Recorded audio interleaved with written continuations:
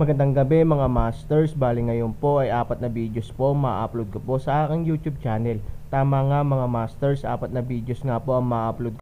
Mga masters, okay lang po bang wag nyong skip ang mga ads sa aking mga videos? Salamat po talaga mga masters sa solid na pagsuporta po sa akin. Yon, what's up mga masters? Nandito na naman tayo sa panibagong araw, panibagong kabanata na naman ang pagsasama-samahan natin ngayon guys.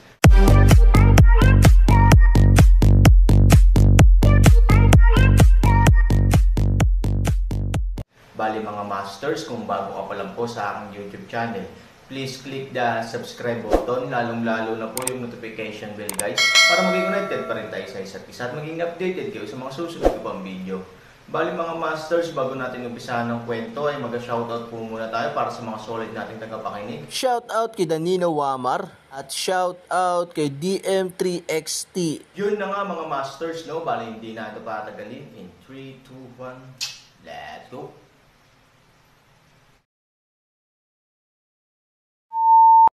Kabanata 1901 hanggang 1905.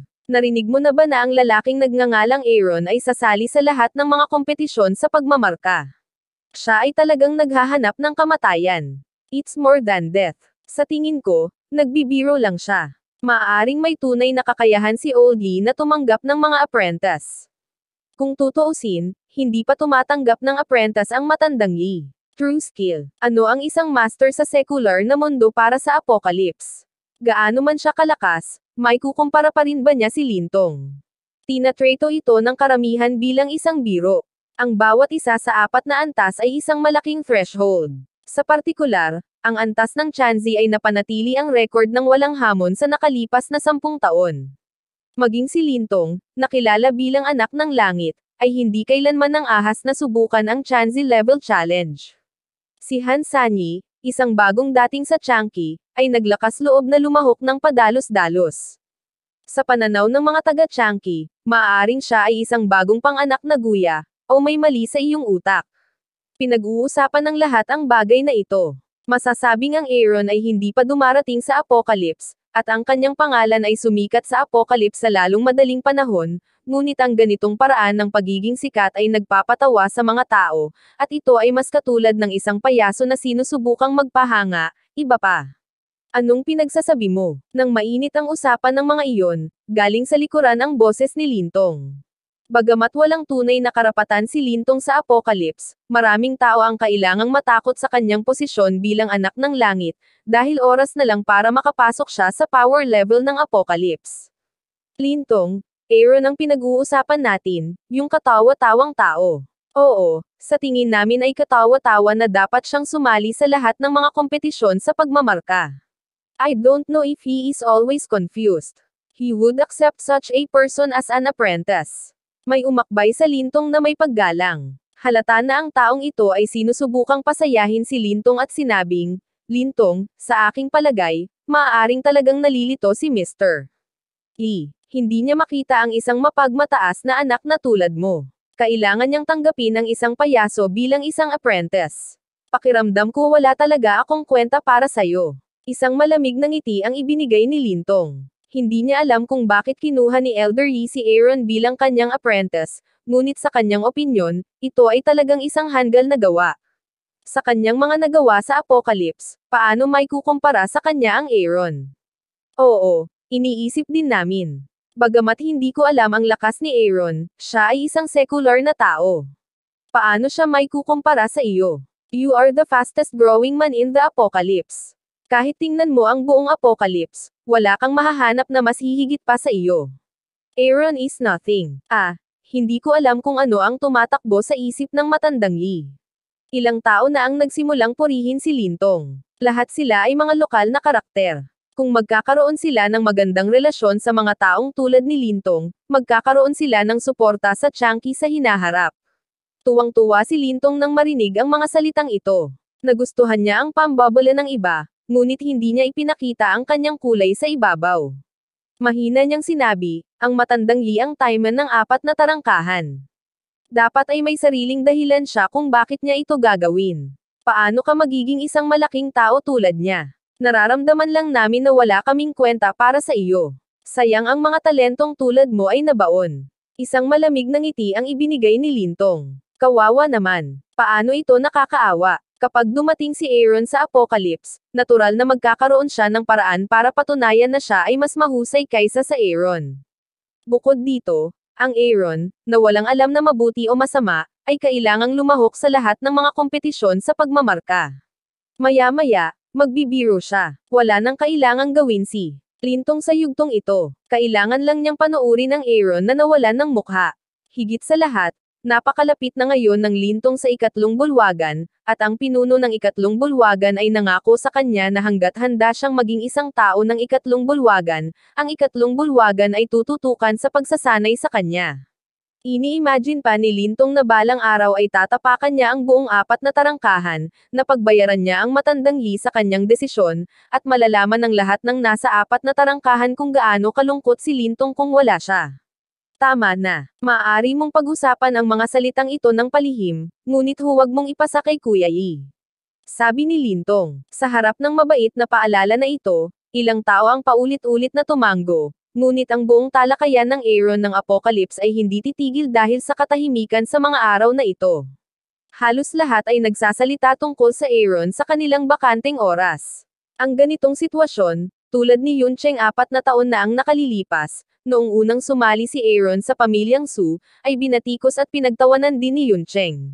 Pagkalipas ng 2 araw, dumating ang Aaron sa Chanqi. Pagkatapos ng mahabang paglalakbay, sa wakas ay dumating ang Aaron sa dulo ng Apocalypse. Minsan naisip niya kung saan talaga umiiral ang Apocalypse at kung bakit hindi alam ng maraming tao ang sikreto at lokasyon ng Apocalypse. Pagkatapos lamang niyang dumating ng personal ay nalaman niyang nakatago ang Apocalypse sa mga bundok at kagubatan. Ito ay isang bihirang lugar, at walang makakahanap nito. Binaharangan ng Apocalypse ang lahat ng mga signal ng satellite, at kahit na ang reconnaissance sa kalawakan ay hindi matukoy ang pagkakaroon ng Apocalypse. Tumabi si Fang Zan at nagpaliwanag kay Aaron. Ngumiti si Han Sanchen. Sa utak niya, paanong hindi niya ito maiisip? Gayunpaman, para sa paulit-ulit na paliwanag ni Fang Zan, nagpapakita pa rin ng pasasalamat si Han Sanchen, ito ba ang dulo ng Apocalypse? Tanong ni Aaron. Tumango si Fang Zan at sinabing, ang lugar na ito ang unang hakbang sa Apocalypse. Lahat ng tao dito ay dilaw. Sa malayo, nakita ni Aaron ang 2 pamilyar na figure, sina Zhuang Tang at Gong Tian. Naalala niya na noong nasa pamilya siya ng Nangang, binugbog ng Aaron ang master at apprentice para tumahimik, kailangan mong manatili dito ngayon. Pagkatapos lamang makapasa sa Yellow Letter Competition maaari kang pumunta sa mas mataas na antas na sinabi ni Old Lee sa Aaron. Sa pagpunta dito, alam na alam ng Aaron ang mga patakaran ng Apocalypse. Pagkatapos lamang ng bottom-to-top competition, maaari siyang pumunta sa ibang mga lugar, matandang Lee, kung matalo ako dito, magpapatawa ba ito? Nakangiting sabi ni Aaron, hindi lang ikaw ang nagpapatawa, pati ako matatawa rin. Sabi ni Lee, kinawayan ni Aaron ang kanyang kamay at sinabing, mabilis ka na.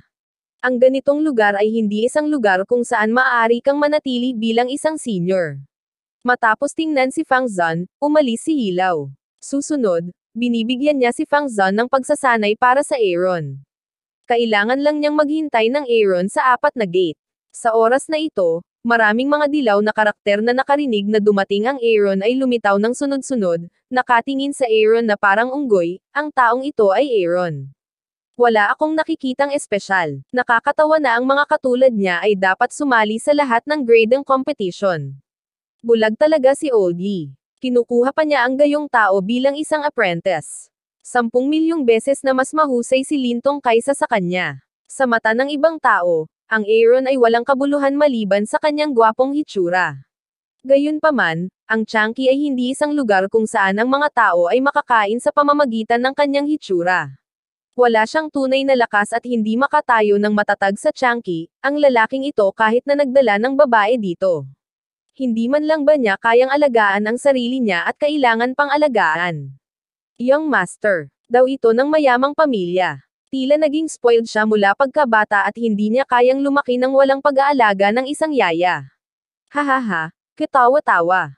Hindi ako makapaghintay na makita ang kanyang mga biro. Sa oras na ito, sina Zhuang Tang at Gong Tian ay dumating sa Aaron.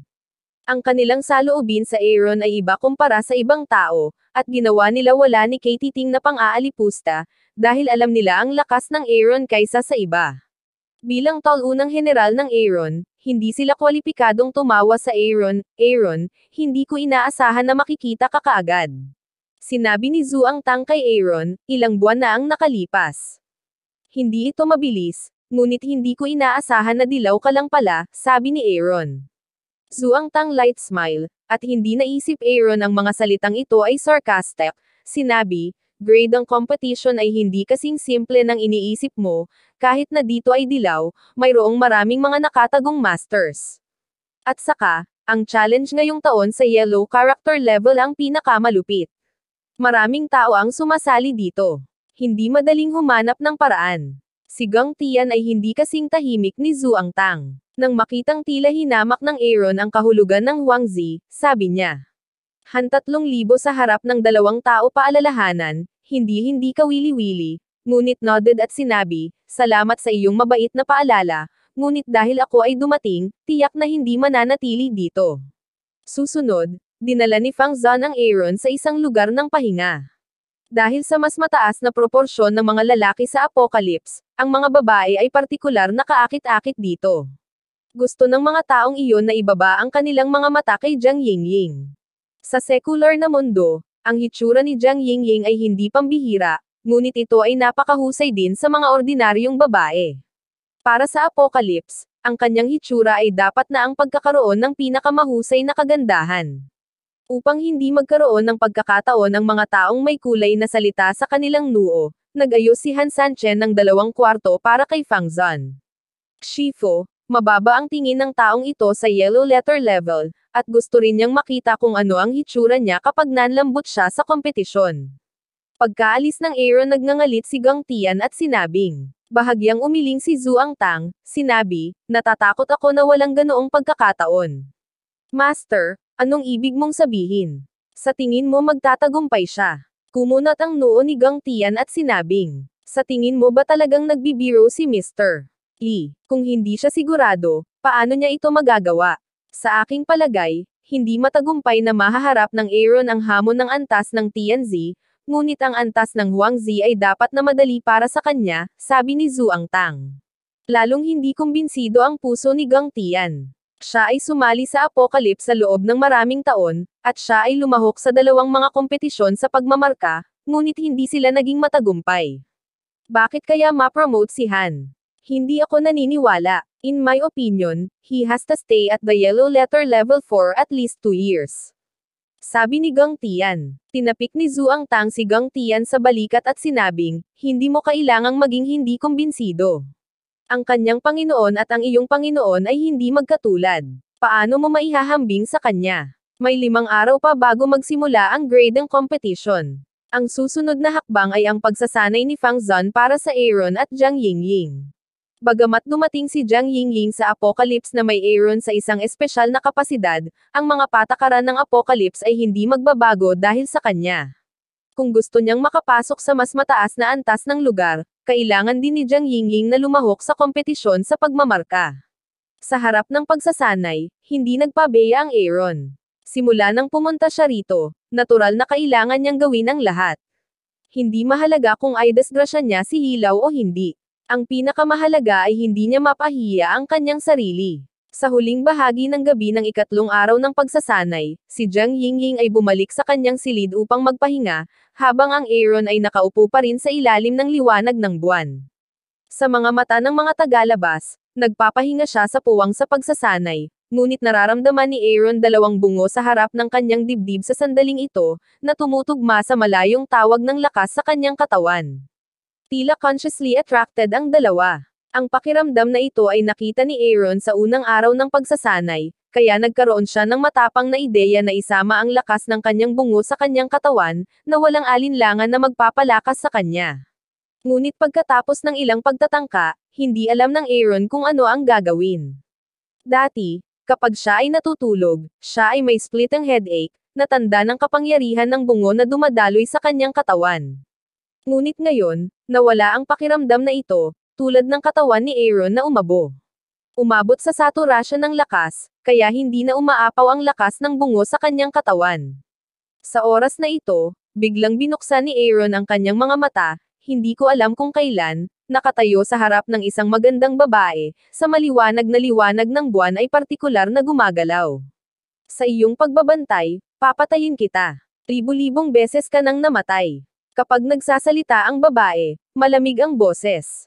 Wala akong laban sa'yo. Hindi mo ako papatayin, sabi ni Aaron. Ang likod ng babae sa buwan ay ginagawang hindi makita ni Aaron ang kanyang mukha ng malinaw, ngunit mula sa pangkalahatang balangkas, siya ay dapat na isang napakakul na kagandahan, at siya ay nagsusuot ng masikip na damit, at binabalangkas ang mga linya ng kanyang katawan ng matindi at malinaw. Kung makikita ito ng mga ordinaryong lalaki, tiyak na magkakaroon sila ng mga pantasya. Kapag nakita ng isang babae si Aaron na nakatingin sa kanyang sarili, kadalasan kapag ang isang lalaki ay nakaharap sa kanyang mainit na figure, ang kanyang mga mata ay magpapakita ng hindi mapag-aalinlangan ng kulay. Ngunit sa kanyang pagtataka, malinaw ang mga mata ni Aaron at tila walang masamang ideya. Ano ang tinitignan mo? Tanong nung babae. Han 3,000 tumayo, liwanag sinabi, sa tingin ko, ikaw sa apocalypse pagkakakilanlan, hindi dapat mababa. Isang magandang babae na nakatayo sa harap mo, sa tingin mo ba mahirap matulog sa iisang kama? Sinabi ng babae na akala niya ay sadyang itinatago ni Aaron ang kanyang pagnanasa at kasakiman, kaya gusto niyang subukan ang Aaron upang ilantad ang kanyang pagnanasa. Ang mga lalaki sa mundo ay karaniwang itim. Hanggat sila ay humihinga, walang masamang pakikipagtalik.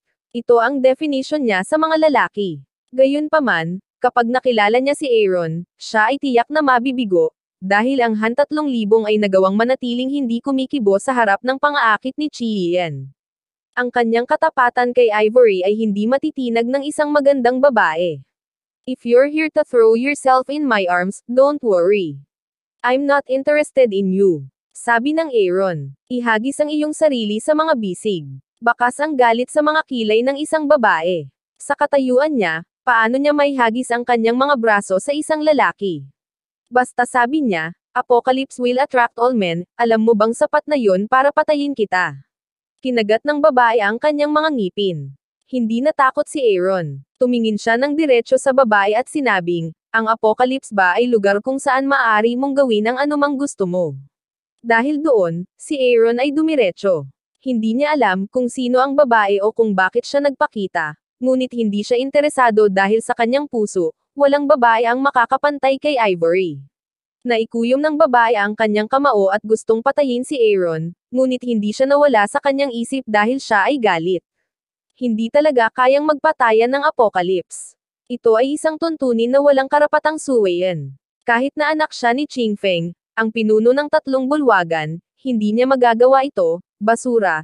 Titignan kitang mahulog sa gitna ng gradang ang malamig na boses ni He Xiaoxiao ay puno ng matinding pang-aalipusta. Ang dahilan kung bakit siya lumilitaw dito ay na siya ay napaka-curious kung anong uri ng tao siya, at kahit na maaaring pukawin ang talakayan ng buong Apocalypse.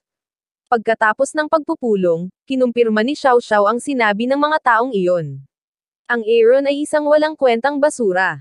Nagpapanggap lang siyang malamig. Kinabukasan, noong nagsasanay si Aaron, binanggit niya ang nangyari kagabi, at binigyan si Fang Zon ng detalyadong paglalarawan ng hitsura ng babae, umaasang malaman kung sino ang kabilang partido. Ako ay malayo sa Apocalypse sa loob ng maraming taon. Paano ko makikilala ang isang batang babae? Baka mas curious siya sa'yo kapag nagpakita siya. Pagkatapos ng lahat, ikaw ay isang malaking hit ng Apocalypse. Sino ba ang hindi gustong makita ito? Huwag mo na itong isipin. Magsanay ng mabuti, sinabi ni Fang Zon na, hot people. Ang 4 na salitang ito ay hindi napigilan ni Aaron na matawa. Ang hot niya kasi madaming gustong makakita ng mga biro niya. How can this be regarded as a character? Ako ay isang karakter na hinihintay ng mga tao na makita. Kaya naman kailangan mong magsumikap para sanayin at masira ang kanilang mga salamin. At ang babae kagabi, na malamang na isang Xuanzi o kahit isang Dizzy, ay gustong malaman ang kanyang pagkakakilanlan.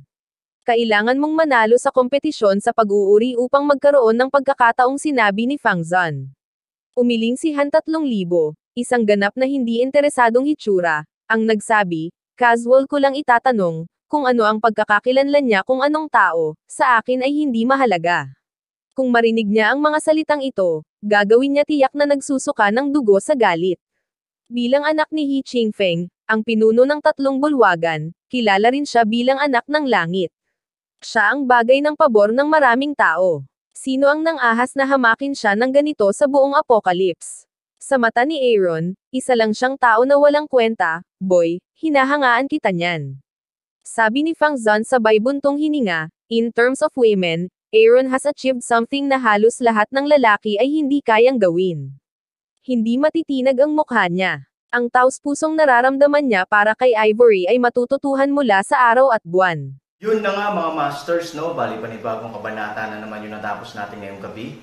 Muli, maraming salamat po talaga sa walang sawang suporta po sa aking YouTube channel na talagang inaabangan niyo po ang bawat upload ko po. Bali mga masters, magkita-kita ulit po tayo bukas ng gabi at ngayon po ay magpapaalam po muna tayo. Bali mga masters, bye-bye!